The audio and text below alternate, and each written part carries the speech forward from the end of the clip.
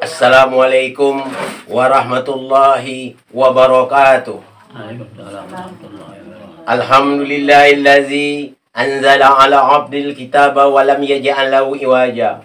Asyhadu an la ilaha illallah wahdahu la syarikalah wa asyhadu anna Muhammadan abduhu wa rasuluh.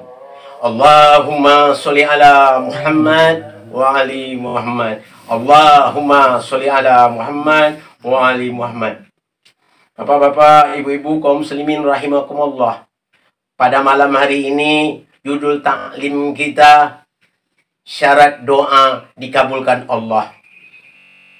Akan konteks ayat yang berbunyi dalam surah Al-Baqarah yang A'udzubillahi minasyaitonirrajim. Bismillahirrahmanirrahim. Wa iza sa'alaka ibadi anni fa inni qarib ujibud da'watad da'i iza da'ani falyastajibu li wal yu'minu bi la'allahum yarshudun. Apabila hambaku bertanya kepada engkau ya Muhammad tentang aku, katakanlah, sesungguhnya aku itu dekat. Tidak ada permintaan yang tidak aku kabulkan. Tetapi terima pula seruanku beriman. Jadi ayat itu menyerukan Allah, menyerukan kita semua. Tidak ada doa kita tidak akan dikabulkan Allah. Tapi kita harus wajib menerima semua seruan Allah. Dan beriman kepadanya. Pasti doa kita dikabulkan oleh Allah Subhanahu wa ta'ala.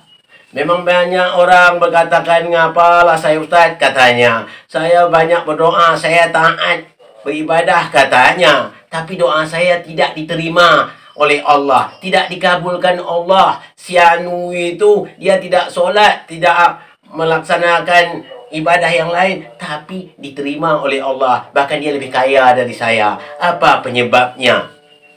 Ayat ini kita janganlah merasa suuzon kepada Allah. Jangan kita bersangka buruk kepada Allah Subhanahu wa ta'ala.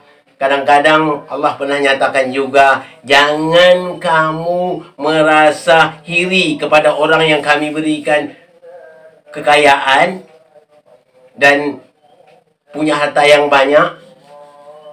Kadang-kadang kami jadikan itu hanya sementara sifatnya. Nanti pada satu saat yang diperolehnya hanya sekedar dunia belaka.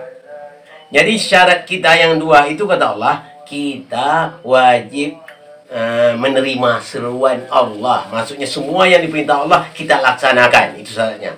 Yang kedua beriman. Pasti doa kita akan dikabulkan Allah. Jadi kalau kita lihat ya, Allah itu maha pemurah. Kadang-kadang jangankan kita, Firaun saja diberinya rezeki. Orang kafir juga dikasih Allah rezeki.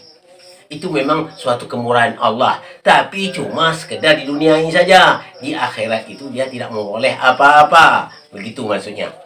Jadi kita ada pertanyaan yang ada sebentar saja. Kena agak apa ya. Kena waktu mendesak. Kalau ada pertanyaan sekitar itu dulu boleh dijawab. Kalau dapat dijawab. Kalau tak dapat jawab mungkin nunda dulu. Bismillahirrahmanirrahim. Assalamualaikum warahmatullahi wabarakatuh. Pak Ustaz, apa saja yang harus saya lakukan supaya doa saya dikabulkan oleh Allah Subhanahu wa taala?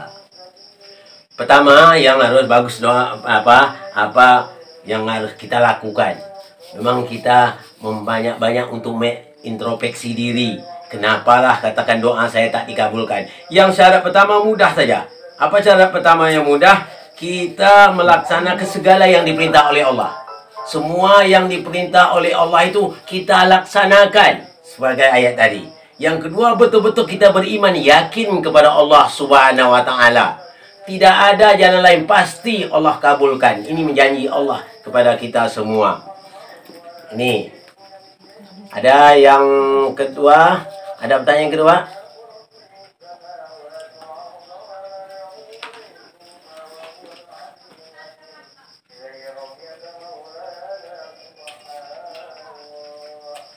Assalamualaikum. Waalaikumsalam warahmatullahi wabarakatuh. Ini pertanyaan saya Ustaz. Apa saja yang harus saya lakukan supaya doa-doa saya dikabulkan oleh Allah Subhanahu wa taala? Pertanyaan juga sama tadi, yang pertanyaan tadi sama pasti syaratnya harus syaratnya dua, cuma yang pertama adalah itu tadi sudah rasanya pertanyaan sama ya. Ini mungkin memang sama pula pertanyaannya, hampir sama. Jadi syarat yang pertama, hendaklah kita betul-betul apa yang diperintah Allah kita laksanakan. Jadi yang nama perintah Allah itu jangan keliru, bukan hanya solat saja perintah Allah, bukan puasa saja, banyak perintah Allah yang lain kita laksanakan. Dan kita laksanakan dengan ikhlas. Jadi apa saja yang diperintah Allah kita jawab sami'na wa ata'na. Itu.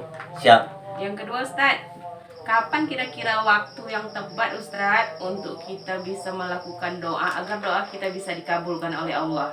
Ada tak waktu-waktu yang ditentukan Ustaz? Itu sudah jelas berdasarkan tambahan lagi tadi ya. Kalau tadi kata Allah, kalau terimanya diterimanya semua. Kalau kita telah memenuhi syarat. Tapi ada tambahannya. Waktu yang sangat baik itu di tengah malam kita berdoa. Jadi tengah malam kita berdoa 2/3 malam lah gitu maksudnya. Jadi doa kita dijabah oleh Allah Subhanahu wa taala. Jadi antara waktunya atau kita laksana waktu bersujud itu bisa juga. Itu. Jadi kalau yang lain ada ditambah orang katanya apa? Di antara kalau kita hitungkan 2/3 mungkin sekitar jam-jam 3 lah itu, atau sampai jam 3 gitu maksudnya. Jam 3 atau 30 malam lah itu, atau tengah malam lah itu maksudnya. Waktu sunyi semua orang masih tidur, kita berdoa kepada Allah, munajat kepada Allah sampai mengeluarkan air mata kita. Berdoa bersungguh-sungguh. Kita punya harapan sepenuhnya pada Allah. Pastilah Allah akan jawab semua doa-doa kita. Ada lagi Ustaz, apakah untuk doa dikabulkan, apakah kita mesti menggunakan bahasa Arab atau kita dengan bahasa kita sendiri? Karena Ustaz, kalau kita pakai bahasa orang, kita pakai doa orang, kadang-kadang tak kena di hati. Bagaimana tuh Ustaz? Nah, menjawab bagus juga. Yang afdal kita berdoa itu yang kita minta itu kita tahu. Kalau kita minta yang kita minta tak tahu, agak susah juga.